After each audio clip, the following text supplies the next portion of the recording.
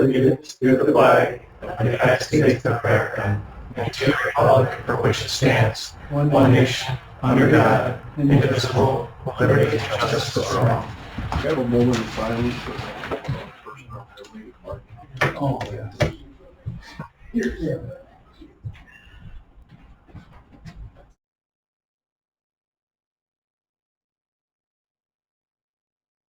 Thank you.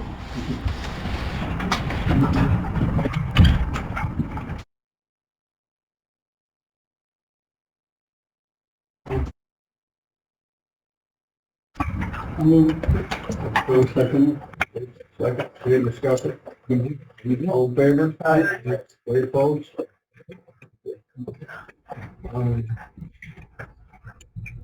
Resolution, DC1. Resolution fixing time and place for 2026 organizational meeting. Be on Tuesday, January 2nd at 2 p.m. January 6th. I do this. Second? January 6th. January 6th. Yeah. Was, Or you said second. I thought it was. No. January 6th. Any discussion? All in favor? Anybody opposed? Yeah. Oh, I didn't see it. Sorry, Frank. I just, I'm bewildered is all the time. Why wouldn't we want to make this at 7 o'clock at night? I mean, it's an important meeting. Public should, would like to be there. 2 o'clock meeting is always been at least attended by the public sometimes. And I'm just wondering why we're afraid to move it to 7 o'clock. I know we've always had that too. I know that we've always had it at 2 o'clock. I'm just, things are changing and I was just wondering why. I don't have a vote in there, but, we will make the motion on the floor. All right, thank you. I vote.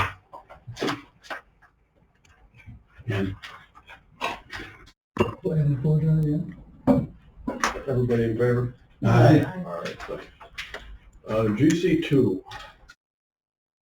Authorizing chairman and clerk to handle all unfinished business through December 31st, something we do every year. Second. Second. Any other discussion? All in favor? Aye. Very full. Thank you. GC3 is a resolution authorizing the budget mod for the Sun Council.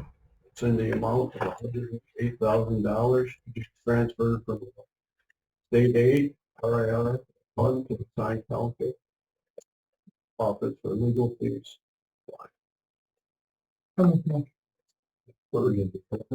Second. Let's speak on that. Sure, just explaining, this is the rate increase reimbursement from the state. They raised attorney hourly rates from $60 and $75 to $158 an hour. We do a quarterly grant reimbursement claim. I always budget that conservatively because we have no idea how much it's going to be. It's based on what we've paid out for the previous quarter. We received some excess revenue, so I'm just moving it to the legal fee line to get us across the border for the end of the year. Thank you. Any other discussion? In favor?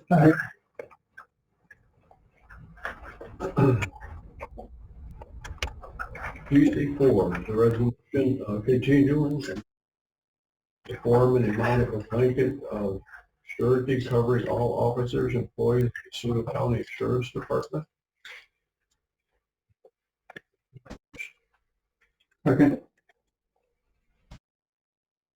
Any discussion on this?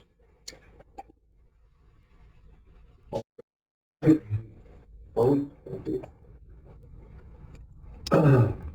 GC5 is a resolution ratifying and opting out of the class settlement regarding generic pharmaceuticals antitrust pricing litigation. MGL 2724 for Sun Pharmaceutical Industries Corporation, Harcourt Pharmaceuticals USA in the class sub. We'll make a motion to move forward. Yeah. Second. Okay. Any discussion? I'd like to hear why.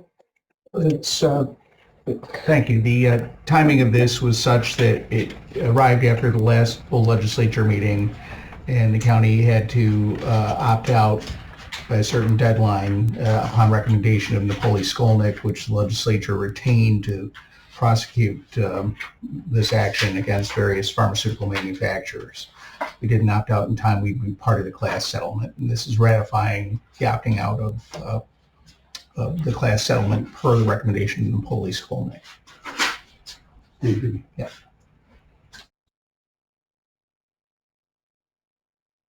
All in favor? Aye. Anybody opposed? Moving on to the recording part, the Board of County Clerk. Okay, well, thank you. In the clerk's office, we are currently just getting ready to start transitioning a few of our computers, updating them, which is taken care of by our software company. That's part of our agreement. So half of our computers will be upgraded down there, just going from 10 to 11. It's supposed to be able to expedite our processing, but I've yet to see that with the server that the county's taking over, but we'll figure that out when it's all said and done, but it won't interfere with our day-to-day operations because that's our first priority. When it comes to motor vehicle, our totals for November were pretty steady to what last year was, maybe slightly up. Of course, with November, we are delayed with our reporting signals being so early, so I do have about a week and a half totals still put into there, but once we have them all put together, we will be slightly ahead of last year. Motor vehicle, we are going through our new drives training, which is the new state DMV program that started 2 weeks ago. Some clerks have closed their motor vehicles down to do this. I refuse to do that because, well, they have their DMV open and it's a service that we offer. So there might be slight delays at DMV just because half of my people will be training, half of them will not. It is going to take, it's a whole new program, so it's completely new. So they're going to have to use the current system while they're training on the new system. But it's something that has been set up by the state DMV. I'm going through the same training. I've already done most of my preliminary training at the clerk's conference. It's pretty easy and user-friendly. But when it's all said and done, it's definitely going to put us, well, probably not to 2025 technology, but at least in 2010 technology. So, but remember, we have to use the state program because they're the ones that develop it. So we're heading in the right direction with that. And we are seeing a little uptick when those area offices are closed for training, because then they'll come to our county to utilize our DMV services. That we won't fully be to that system until February is what we're looking at. So they roll it out a little bit at a time to train. And we have really good employees at DMV, so it's easy for them. It's just taking the time to go through the programming. In the record center, we're continuing to do our back scanning and moving forward there. We did just purchase a couple new scanners to make it a little easier and expedite some of their scanning. It's we're doing a lot up there right now. So other than that, just plugging away at it and finishing out the year, and it looks like our numbers are going to be right on par where we need to be with our budget. And you have some. Yeah, how did you make out with the positions you had open? Right now, all my positions are full until you approve the new senior in my budget. Then that'll be filled after the first of the year, because I've already done some internal looking of who I would like to move up there, and I'm down to about 2 people. So by January, I'll have that full. We're good to go. Good, thank you. Thanks, Derek. Anybody have any other questions? All good, thanks. I do want to say there is one position in DMV that the girl never showed the day she was supposed to, and never called us back. We left her, like, I didn't know if she was dead in a ditch somewhere, just a little concerned, but we did leave that one vacant just because with the new training coming and everything out, it was too convoluted to train somebody new at that point, because she was in the last batch of hires. So I got to get through this new system before I can hire anybody else for DMV, but it's not affecting our numbers. Thanks again. Next, we have strategic initiative. Morning. Got a quick update on the ARPA. We did close out 4 more this last month. We are on pace to have everything closed out hopefully by August is our goal. August, September. There are a couple more that we're still working through to finish up their projects. I did want to correct something I said last month. I was incorrect and did not mean to mislead you, but we did front some of the money. Legislator Gilson had asked that question, that it was not 100% reimbursed. Some of the projects were upfronted. It was in an effort to make sure some of them didn't have the funds. They needed it to get the projects done. So we didn't want to make it so they had to go find funds, get the money, borrow it, and then get reimbursed. So there were a handful of projects, municipal ones typically. We did upfront money. So potentially, if they did not complete it correctly, there would need to be some money received. We do not expect that in any of those projects, though. Good, thank you for correcting that. And then as far as the broadband project goes, oh, I'm sorry.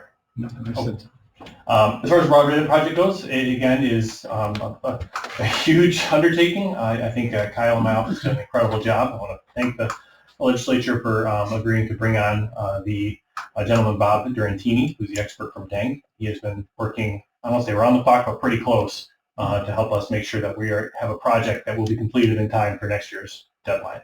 And so we are kind of manipulating some things and coming up with small alternatives. And the biggest concern that we have, and I think I've mentioned every month in this group, is that there's thousands of poles that we need to get permission to put our lines on, and they're owned by 4 different companies, and they're co-owned, all of them, by National Grid. And so we have to get permission. It goes right down to the granular level of pole 13 on this road. Can it handle another line up to it? What level would it be at? Is it here or is it here? Is there anybody else who's trying to get access to that pole? And it has been an incredible undertaking. So that is probably our biggest concern right now, is making sure we got that. And we are working, we probably have 4 meetings a week on individual poles.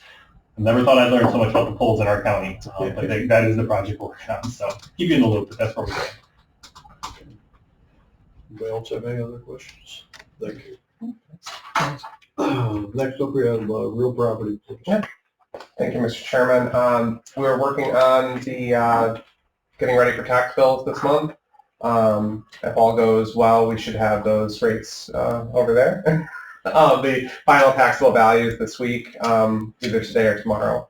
I think we're only missing 1 town's re-levies. It might be Mexico's water re-levies haven't come in yet, but everybody else has come in. Everything's balancing, looking really good. So we should be on track to have a somewhat easy December if we can keep to the timeline. Yeah. So do the towns print those, or do we? We print them. So I thought it was interesting, there was some discussion in a meeting last week about the itemization of the different taxes that make up the tax bill. The apportion. Pardon? The apportionment of how. Mm-hmm.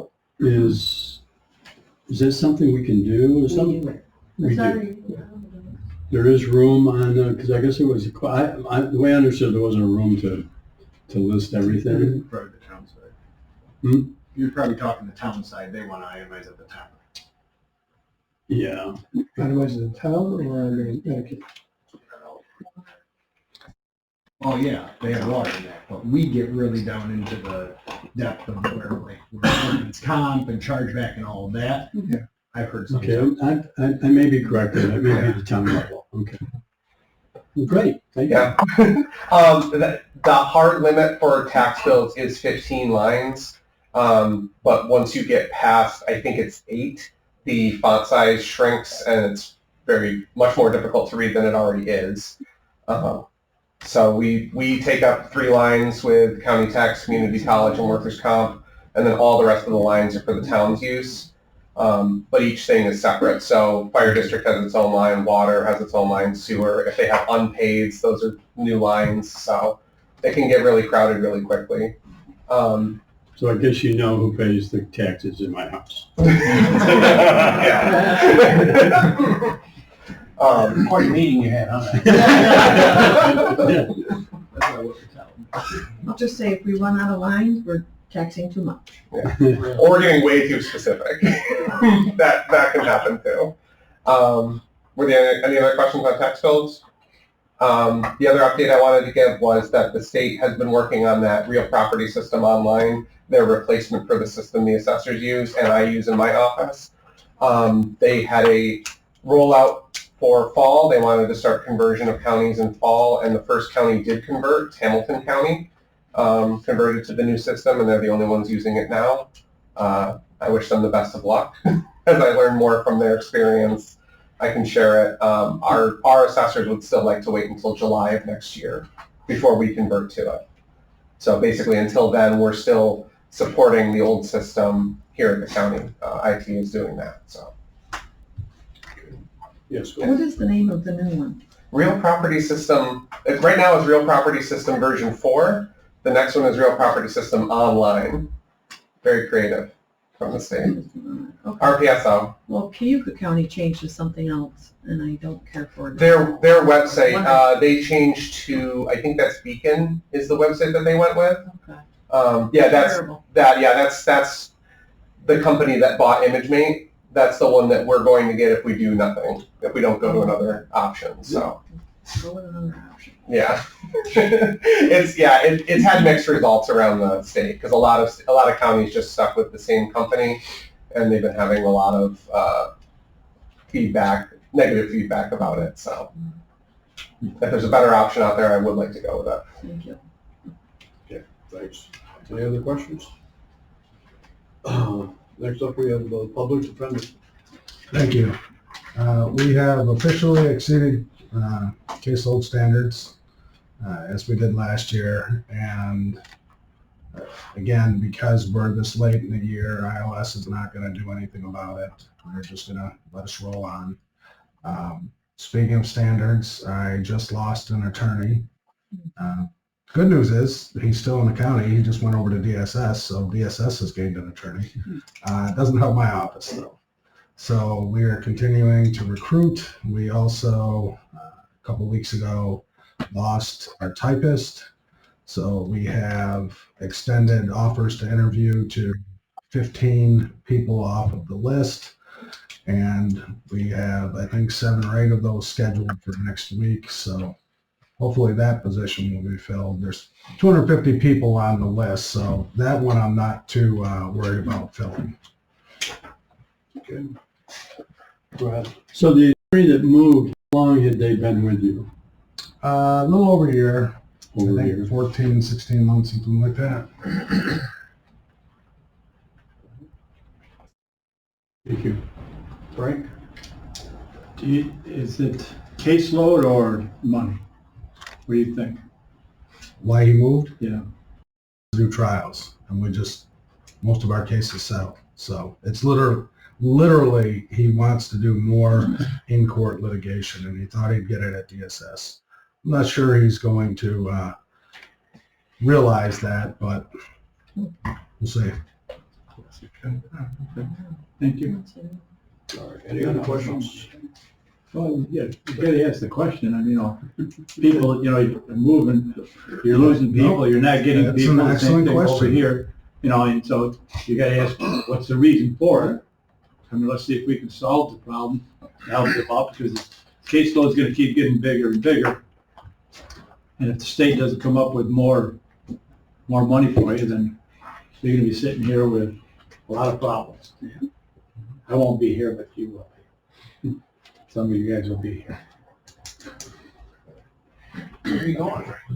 Hey, going off the grid, I'm going into the mountains. Go to the Montana mountains, stay there. You said you were gonna go on a horseback ride, but then you didn't like it. Well, I don't want to do a horseback ride, I just want to go into the mountains. Well, there's other places, other people have offered to send Go you. with, go with Grizzly Adams, don't go with Grizzly Adams. Oh, we're gonna miss you. Thank you. All set? I'm all set. All right. Next up, we'll have the sign council. Do you have anything else? Thank you. Not much else. The end of the year, we require every attorney who wants to be on the panel for the next calendar year to recertify. which means we have to double check their professional liability insurance and that they're in good standing with the bar. The most tedious aspect of that is they choose which courts to appear in front of, and then we have to create lists for the courts. And frankly, our assigned counsel list is getting very thin, similar to the public defender. So there's going to be lots of brainstorming between the two offices to ensure that each court has sufficient attorney coverage to handle the caseloads. So that's about it. Thank you. Any other questions? Next up, we have the Board of Elections. We were able to certify our election finally last Friday, so everything is over.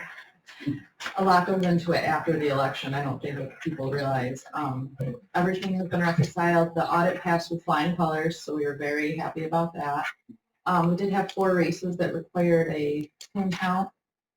We did have some folks from the public in, not many, but the results stayed the same, which we anticipated, and that's how it was supposed to be, the hand count. You're really not supposed to have a huge fluctuation. And so that came out exactly how we wanted it to come out.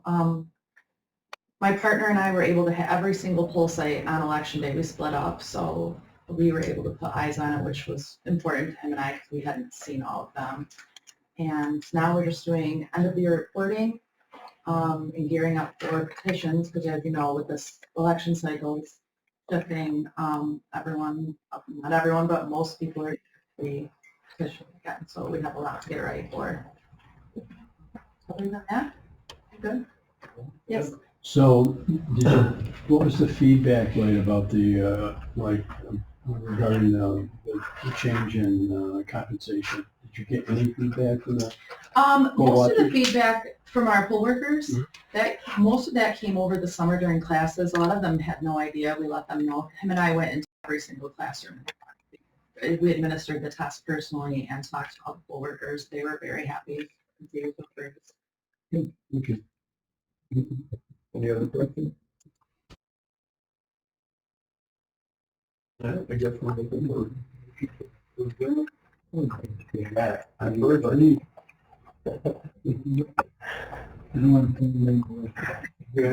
No, I just standing there just bumbling over here, that's all. All right. So the part we'll miss the most. That's right, I know you will. I know you're gonna be all my meetings today, aren't you? That's good. Glad to see it, man, glad to see it. What's that?